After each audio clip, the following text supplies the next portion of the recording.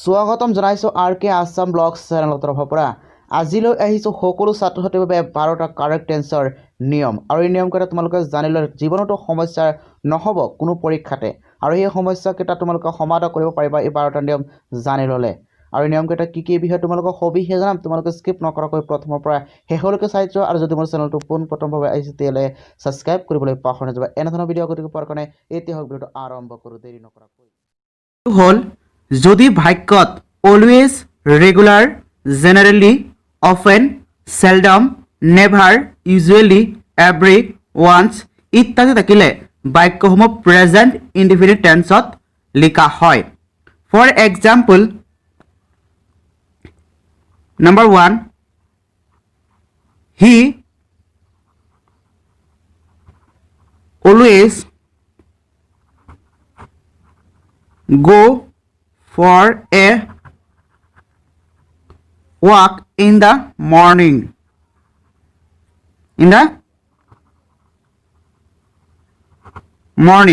এই বাক্যটোত কি আছে অলৱেজ আছে গতিকে তোমালোকে নিৰ্ণয় কৰিব পাৰিবা এই বাক্যটো প্ৰেজেন্ট ইনডিফিনিট টেন্সত হয় এখিনি লিখিল হ'ল আৰু এখিনি লিখিবলৈ এখিনি লিখি পেলাই তোমালোকে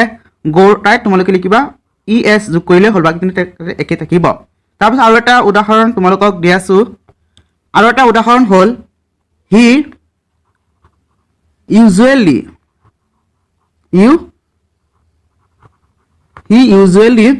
go to bed at 10 o'clock দিব পাৰে 10 am দিব পাৰে হেতু এনেকুৱা ধৰণৰ বাক্য পৰীক্ষাত আহি থাকে তোমালোকে মনোযোগ দিবা এই বাক্যটো ইউজুৱেলি আছে গতিকে বাক্যটো প্ৰেজেন্ট ইনডিফিনিট টেন্সত নিৰ্ণয় কৰিব পাৰি ইয়াত লিখিলো হ'ল যে হি ইউজুৱেলি গোজ ইএস যোগ কৰিলে হ'ল বাকি লিখিবলৈ এখিনি হ'ব তেনেকুৱা ধৰণৰ মানে তোমালোকে আকৌ মনোযোগ দিয়া বাক্যত যদি always regular generally often seldom never usually every once ইত্যাদি লিখিলে বাক্যসমূহ প্ৰেজেন্ট ইনডিফিনিট টেন্সত লিখা হয় হেতু তোমালোক এনে ছাত্ৰসকল এটা কথা মনোযোগ দিয়া যে পৰীক্ষাত প্ৰেজেন্ট ইনডিফিনিট টেন্সৰ নিয়মৰ এটা বাক্য আহি থাকে 100% শিওৰ মই দিব পাৰিম 100% শিওৰ বুলি ক'ব পাৰিম যে এনেকুৱা ধৰণৰ বাক্য এইটো নিয়মৰ বাক্য এটা আহিব 100% শিওৰ ছাত্ৰসকল দ্বিতীয় নিয়মটো হ'ল যদি বাক্যত অলৰেডি জাষ্ট নাও ইয়েট ৰিসেন্টলি ইত্যাদি থাকিলে বাক্যসমূহ প্ৰেজেন্ট পাৰফেক্ট টেন্সত লিখা হয় ফৰ এক্সাম্পল Rita bracket ভিতৰত write a letter just now বাক্যটোত কি আছে just now আছে গতিকে তোমালোকে নিৰ্ণয় কৰিব পাৰিবা যে বাক্যটো প্ৰেজেন্ট পাৰফেক্ট টেন্সত হ'ব প্ৰেজেন্ট পাৰফেক্ট টেন্সৰ গঠনটো হৈছে Rita has written a letter just now বাকিখিনি অংশ একেই থাকিব আৰু এটা উদাহৰণ হ'ল যে হি go to Tezpur recently এই বাক্যটোত কি আছে ৰিসেন্টলি আছে তোমালোকে নিৰ্ণয় কৰিব পাৰি বাক্যটো প্ৰেজেন্ট পাৰফেক্ট টেন্সত হয় এটিকে গঠনটো হ'ব হি has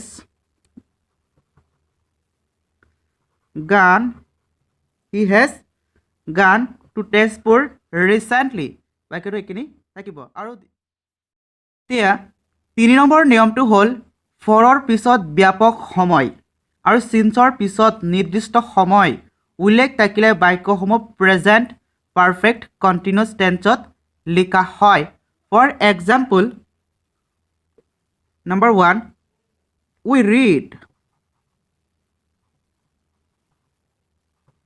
we read in this school since 2018 বাক্যটোত কি আছে সিন্স আছে সিন্সৰ পিছত এটা নিৰ্দিষ্ট সময় উল্লেখ কৰি দিয়া আছে গতিকে বাক্যসমূহ প্ৰেজেন্ট পাৰফেক্ট কন্টিনিউয়াছ টেন্সত নিৰ্ণয় কৰা হ'ব গতিকে প্ৰেজেণ্ট পাৰফেক্ট কণ্টিনিউয়াছ টেন্সৰ গঠনটো হৈছে we have been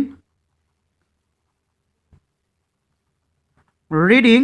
in this school since 2018 মানে 2018 চনৰ পৰা আমি এইখন বিদ্যালয়ত পঢ়ি আছোঁ কোনো এটা কাম আগৰৰ পৰা চলি থাকি বৰ্তমান সময়ত চলি থাকিলে প্ৰেজেণ্ট পাৰফেক্ট কণ্টিনিউয়াছ টেন্সত ব্যৱহাৰ কৰা হয় তাৰপিছত আৰু এটা উদাহৰণ হ'ল ৰীনা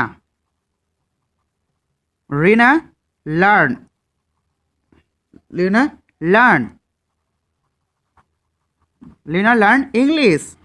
for 3 years মানে 3 বছৰ ধৰি তেওঁ ইংলিছ শিকি আছে এই বাক্যটোত 4 আছে আৰু 4ৰ পিছত 3 বছৰ কৈছে ইয়াত কোনো ধৰণৰ কেতিয়াৰ পৰা আৰম্ভ হৈছে 3 বছৰ ধৰি তেওঁ শিকি আছে এই বাক্যটোত ব্যাপক সময় উল্লেখ কৰিছে ইয়াত কোনো ধৰণৰ নিৰ্দিষ্ট কৰি দিয়া নাই এই বাক্যটো 4ৰ পিছত ব্যাপক সময় থাকিলে বাক্যটো প্ৰেজেণ্ট পাৰফেক্ট কণ্টিনিউয়াছ টেন্সত লিখা হয় ইয়াৰ গঠনটো হ'ব Rina has been learning English for 3 years বাকিখিনি একে থাকিব ছাত্ৰসকল এইটো নিয়মৰ বাক্য পৰীক্ষাত আহি থাকে তোমালোকে এইটো অতি মনোযোগেৰে চাবা নিয়মটো হ'ল যদি বাক্যত yesterday last ago other day আদি উল্লেখ থাকিলে বাক্যসমূহ ফাৰ্ষ্ট ইনডিফিনিট টেন্সত লিখা হয় উদাহৰণস্বৰূপে number 1 I meet you last year এই বাক্যটোত কি আছে লাষ্ট আছে বাক্যটো হ'ব ফাৰ্ষ্ট ইনডিফিনিট টেন্সত লিখা হ'ব যে I মিটত হ'ব I am et met you বাকিখিনি একে থাকিব দ্বিতীয় উদাহৰণটো হ'ল he go to Shillong yesterday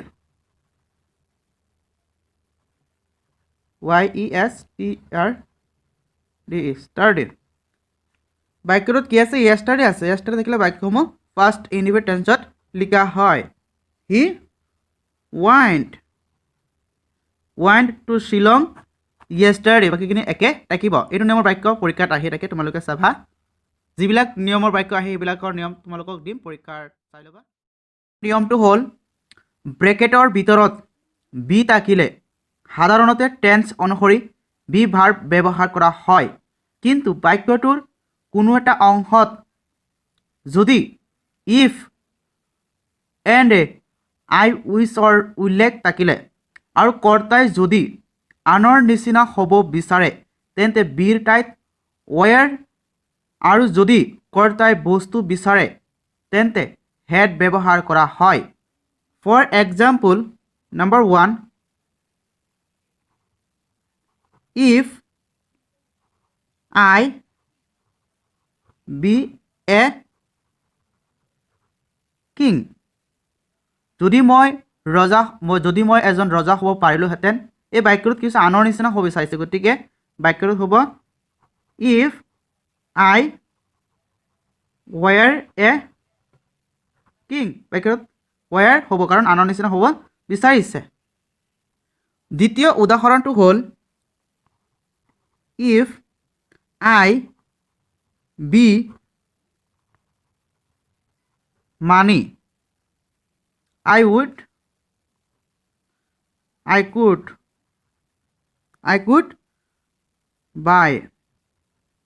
buy a car যদি মোৰ টকা থাকিলেহেঁতেন মই এখন গাড়ী কিনিব পাৰিলোহেঁতেন এই বাক্যটোত কি হৈছে এটা বস্তু বিচাৰিছে কাৰ বিচাৰিছে ইফ আছে বি আনৰ মানে এটা বস্তু বিচাৰিছে তেতিয়াহ'লে বাক্যটো হ'ব বি টাইত কি হ'ব হেড ব্যৱহাৰ কৰা হ'ব if I had money I could buy a car মই এখন কাৰ কিনিব পাৰিলোহেঁতেন সেইটো হ'ল এটা উদাহৰণ এনেকুৱা ধৰণৰ বাক্য পৰীক্ষাত আহি থাকে তোমালোকে চাবা 6 নম্বৰ নিয়মটো হ'ল যদি বাক্যত when well is আদি থাকিলে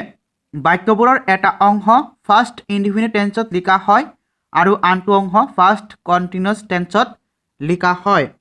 for example number 1 when I go she was writing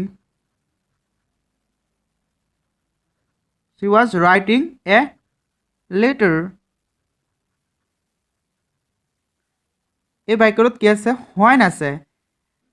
গতিকে এটা অংশ ফাৰ্ষ্ট ইনডিফিনিট টেন্স হ'ব আনটো অংশ ফাৰ্ষ্ট কণ্টিনিউয়াছ টেন্সত হ'ব গতিকে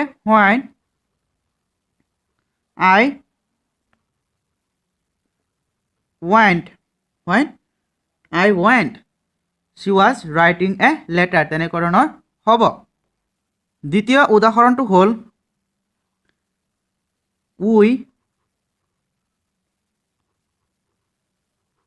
we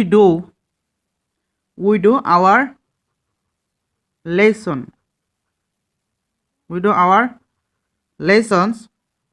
when the lights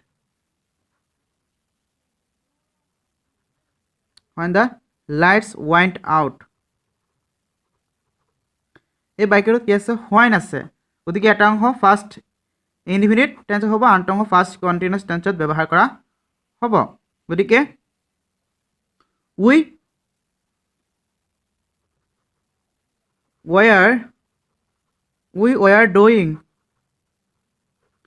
we were doing our lessons when the lights went out তেনেকুৱা ধৰণৰ হ'ব ছাত্ৰসকল এনেকুৱা ধৰণৰ নিয়মৰ বাক্যবিলাক পৰীক্ষাত সদায় আহি থাকে এইটো 100% এইটো নিয়মৰ পৰা বাক্য এটা নহ'লে এটা আহিবই তোমালোকে এইটো নিয়মৰ বাক্য চাবা বা এইটো নিয়ম চাই ল'বা নিয়মটো হ'ল যদি বাক্যত ইফ আনটিল আনলেছ আদি থাকিলে বাক্যবোৰৰ এটা অংশ ফিউচাৰ ইনডিফিনিট টেন্সত হয় আৰু আনটো অংশ প্ৰেজেণ্ট ইনডিফিনিট টেন্সত লিখা হয় for example first if he comes I go এই বাক্যটোত কি আছে এটা অংশ বা if আছে এটা অংশত if আছে গতিকে এইটো এটা অংশ প্ৰেজেণ্ট ইনডিফিনিট টেন্সত হ'ব আনটো অংশ ফিউচাৰ ইনডিফিনিট টেন্সত হ'ব if he comes I shall go দ্বিতীয় উদাহৰণটো হ'ল if you come I shall go এটা if আছে বাক্যত if আছে এটা অংশ ফিউচাৰ ইনডিফিনিট টেন্সত দিয়া আছে আৰু এটা অংশ কি হ'ব প্ৰেজেণ্ট ইনডিফিনিট টেন্সত ব্যৱহাৰ কৰা হ'ব বা লিখা হ'ব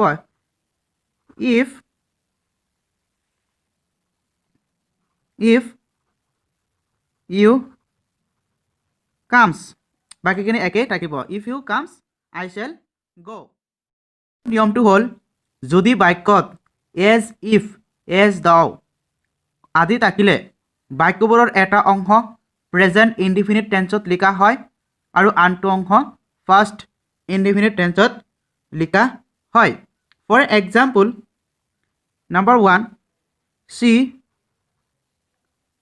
talks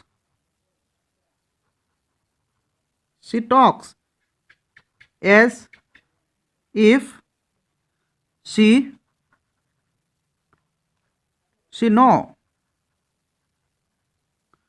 know everything বাক্যটোত কি আছে as if আছে আৰু এটা অংশ কি আছে প্ৰেজেণ্ট ইনডিফিনিট টেন্সত দিয়াই আছে আৰু এটা অংশ কি হ'ব ফাৰ্ষ্ট ইনডিফিনিট টেন্সত ব্যৱহাৰ কৰা হ'ব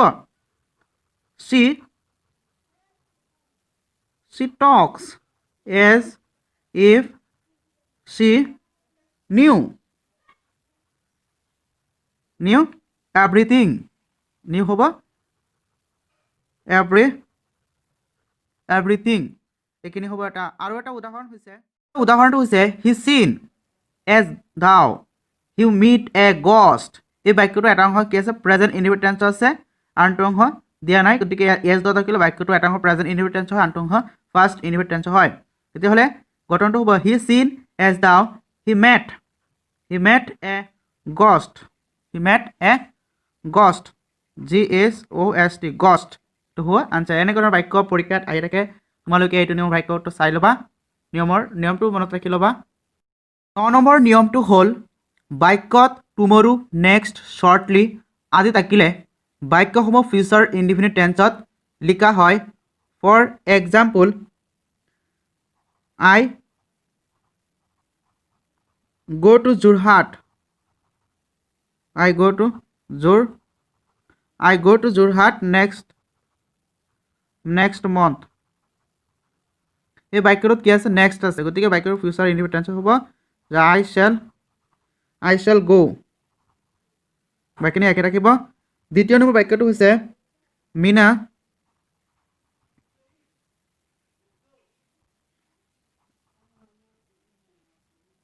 Mina come here tomorrow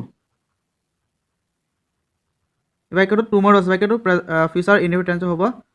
যে Mina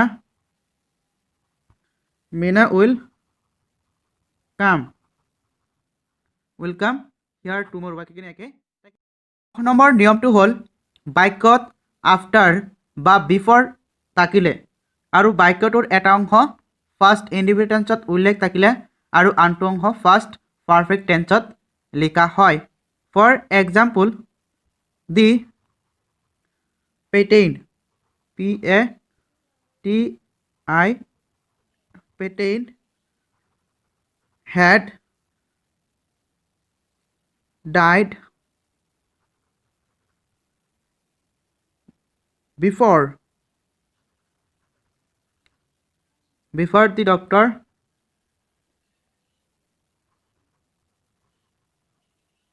the doctor came বাক্যটোত কি আছে এটা অংশ ফাৰ্ষ্ট পাৰফেক্ট টেন্সত উল্লেখ আছে তেতিয়াহ'লে আনটো অংশ কি হ'ব ফাৰ্ষ্ট ইনডিফিনিট টেন্সত হ'ব এইখিনি একে থাকিব তাৰপিছত বিফৰ পিছত হ'ব দি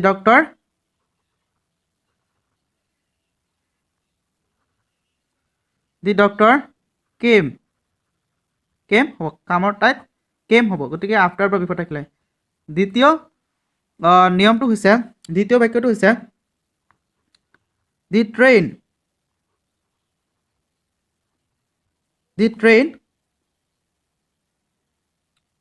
had left before I arrived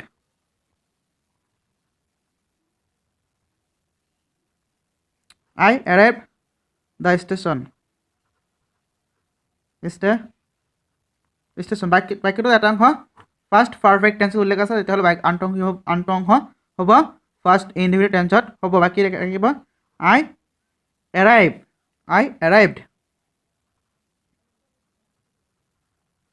I arrived the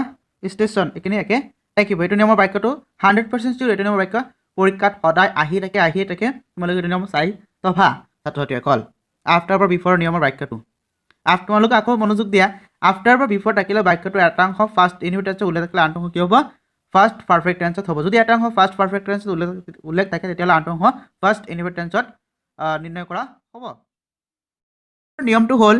it is টাইমেৰে আৰম্ভ হোৱা বাক্যসমূহ সাধাৰণতে ফাৰ্ষ্ট ইনডিফিনিট টেন্সত লিখা হয় ফৰ এক্সাম্পল নাম্বাৰ 1 প্ৰথমটো কৈছে যে it is time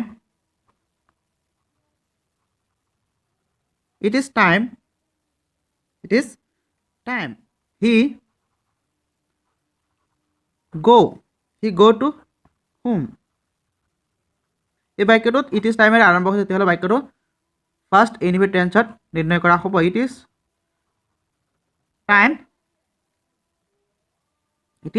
time he want to whom বাক্যটো ফাৰ্ষ্ট ইনডিফিনিট টেন্সত নিৰ্ণয় কৰা হয় ইট ইজ টাইমেৰে আৰম্ভ হোৱা বাক্যসমূহ সাধাৰণতে ফাৰ্ষ্ট ইনডিফিনিট টেন্সত নিৰ্ণয় কৰা হয় নম্বৰ নিয়মটো হ'ল অব্যাহত চিৰসত্য সাধাৰণ সত্য ধৰ্মীয় বাণী মহৎ লোকৰ বাণী আদি